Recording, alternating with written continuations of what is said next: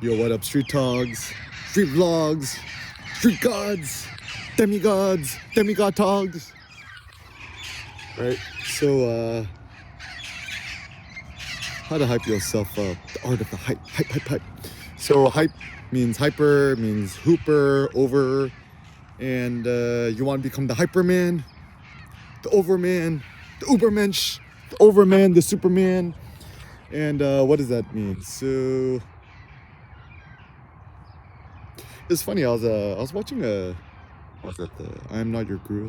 Like a few years back, I watched that Tony Robbins, the documentary on him, and something interesting I thought was before he gets on stage, he hypes himself up or amps himself up by, I think he jumps on a trampoline or something like that, or everyone has a certain type of ritual.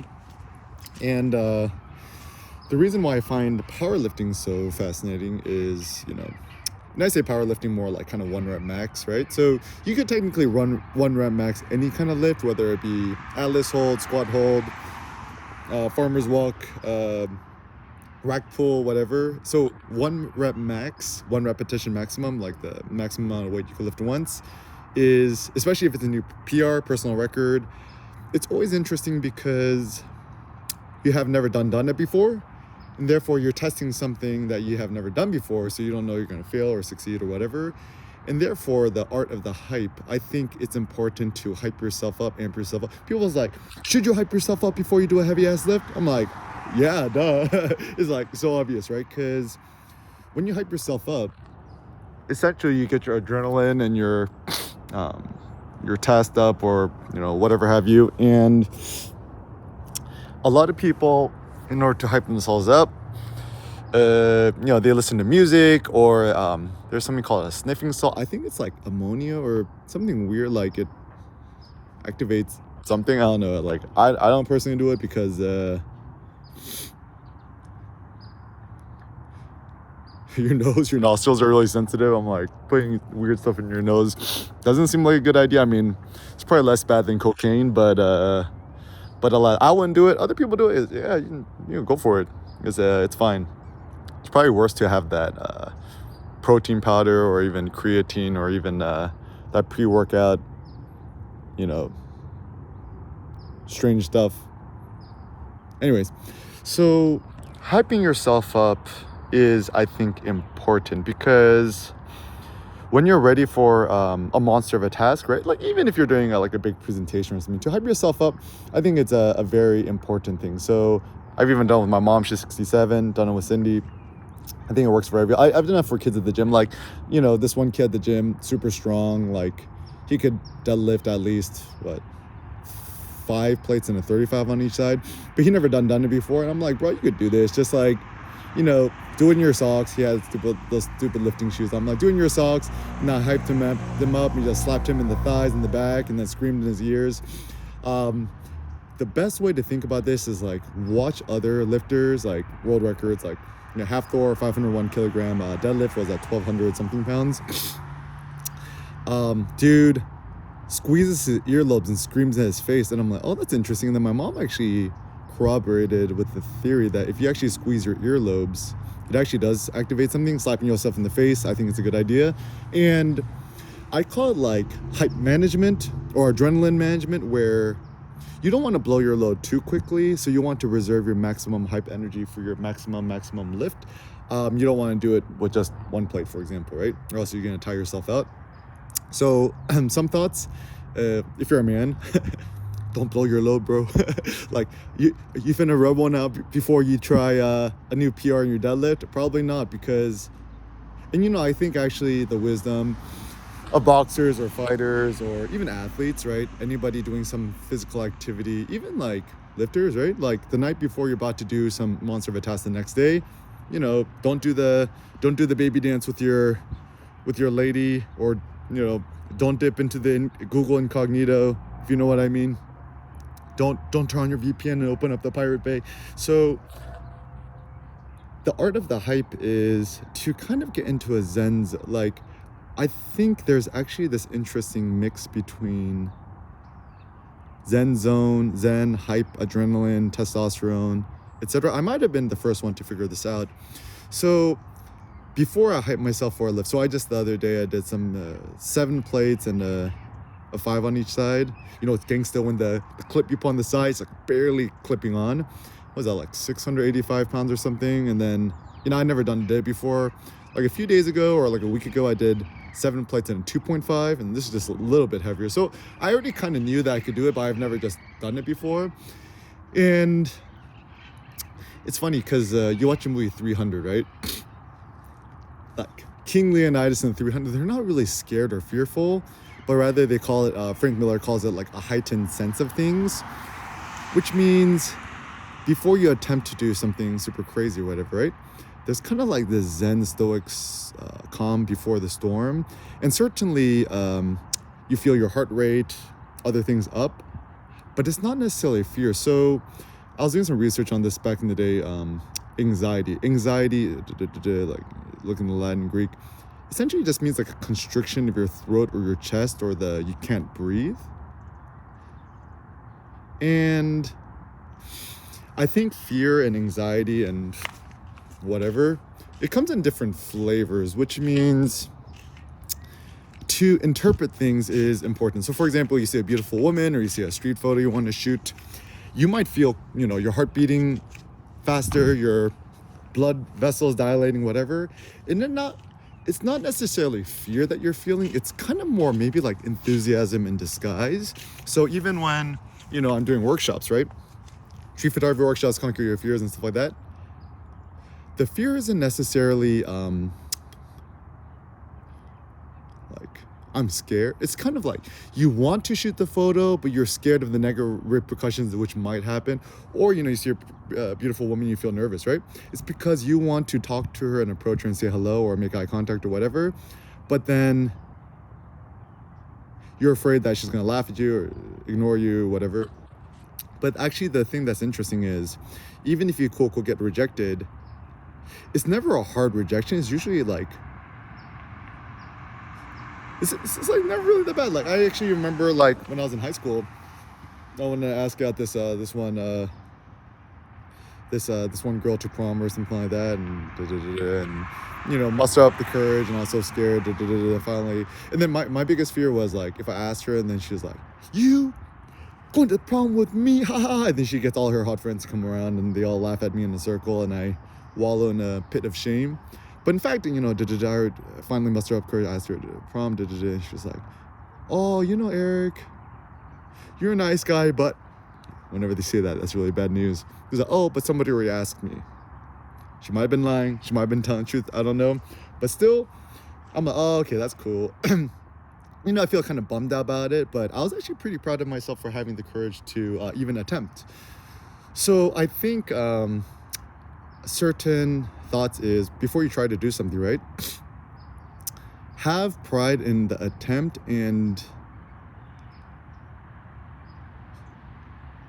how things will manifest is not necessarily a reflection of you or not.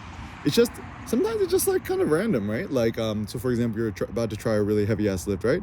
You may be successful, you may not. Especially if it's a new personal record attempt, PR, that's why I like it, PR attempt. PR stands for personal record attempt, because you don't know you're going to succeed or not until you try it, right?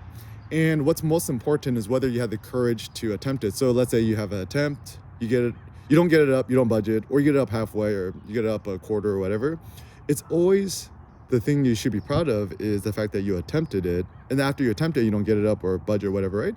It's actually a huge wave of relief, because you're like, oh wow, I guess I'm not strong enough yet to do it, but you know, I didn't budget or I got up a little bit, but I'm okay, you know. I think there's always this fear of like quote unquote injuring yourself or something bad happening. And then there's other people who's a little bit more basic, right? Where they're like afraid of looking like a failure in front of others. I'm like, that's just silly. I'm like, nobody, like, I've just been doing experiments, right? I'm just like at the gym, wearing my neon Lululemon short shorts, rolled up on a crop top, put a little hairband in the back, walking around, my toe shoes, my 5-finger shoes. Ain't nobody look at me. Like, every once in a while somebody glances at my belly, but like, that's it. I'm like, even if you try to look super, super silly, ain't nobody finna look at you, right? So there's this thing called the spotlight bias. You think you're always in the spotlight, everyone looking at you, and like it's like, oh, there's like a tiny little spot on their white shirts. They're gonna notice what shoes. Ain't nobody care. Nobody cares. Only you care, right? And this is a very empowering thought, because then you could just wear wherever you want that, you feel good in or whatever. And so when you hype yourself up, I could tell you what I do, right? It's like, I have this image of the Farnese or Hercules with his super swole, massive thighs and power.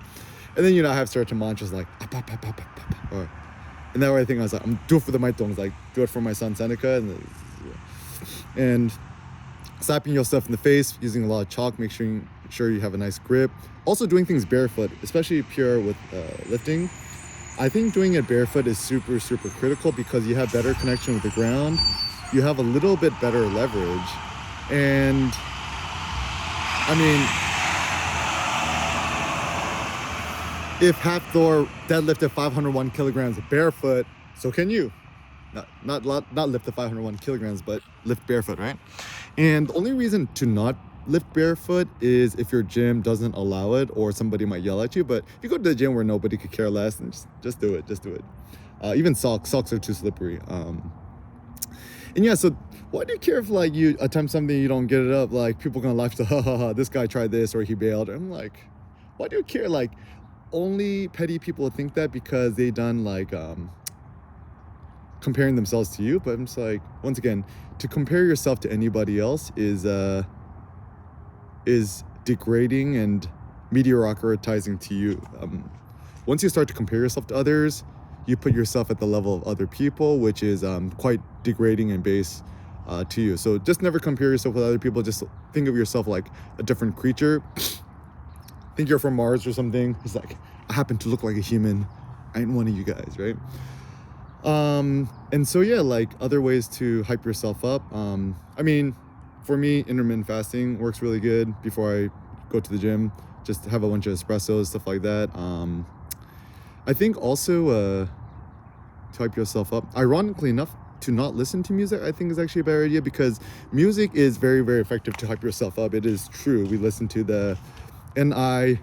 ******** AS in Paris by Kanye and Jay-Z. Dun dun dun dun dun dun dun dun dun. If gonna get you pumped up, right? Or listen to E40, tell me when to go. Tell me to go. Da dum. Okay, so there's something about music which does pump us up, but the problem with music is that it is external, and then we become a slave to the music and dependent on it. What you want to do instead is self-produce your own hype, right? And yeah, like I think just yelling super freaking loud and doing the Ric Flair woo woo woo. So, yeah. Just watch my hype lifting videos on the YouTubies or on the blogs. Search Eric Kim hype lifting, hype. And yeah, and I think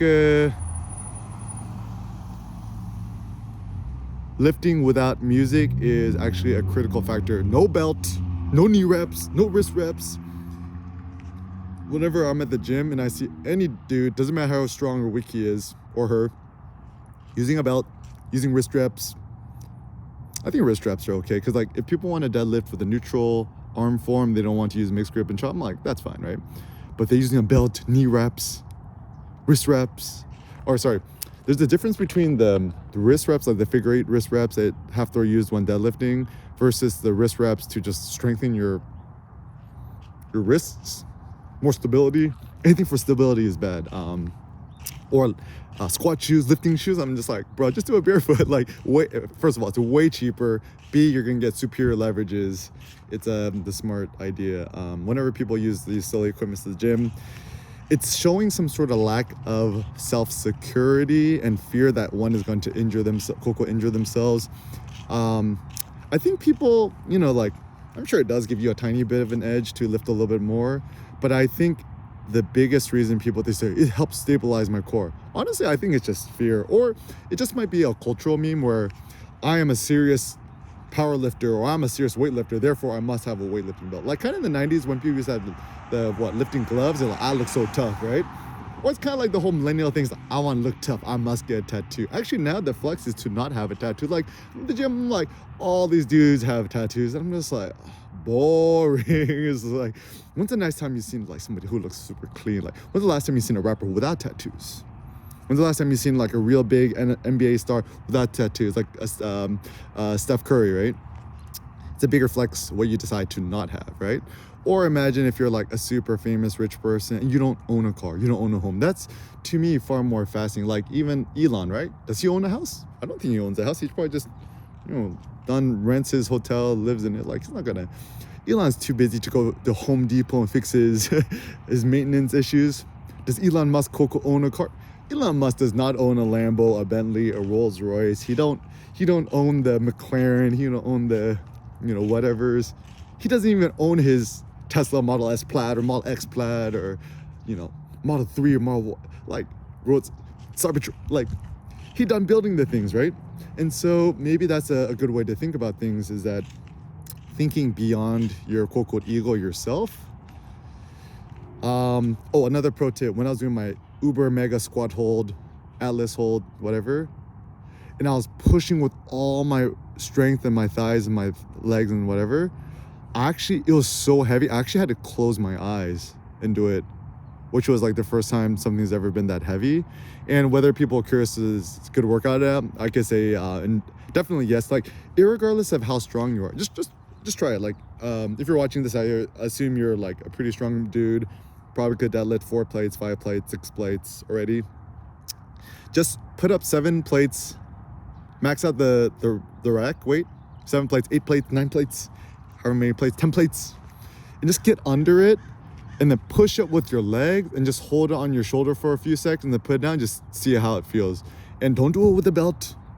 Oh, but this is gonna be bad for your spine. Now, bro, like, after doing it, my spine is like adamantine spine. It's so divine.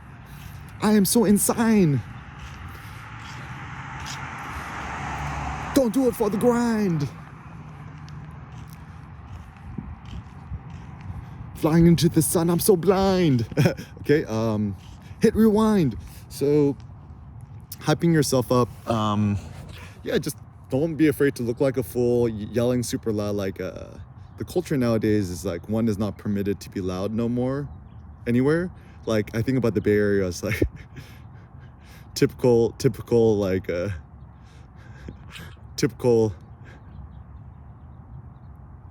dude with like Patagonia vest, button-up shirt, AirBuds Pros in his ears, sunglasses, nice haircut, raw denim jeans, belt, leather shoes, trying to look so cool. I'm like, use an N3RD, N312D. Don't be a nerd. Don't put condoms in your ears. Your ears are the greatest sense of intelligence and wisdom that you could possibly have. Think via negativa, and essentially the art of the hype is to get rid of doubt, get rid of fear, get rid of hesitation, and have the ultimate out-of-body experience.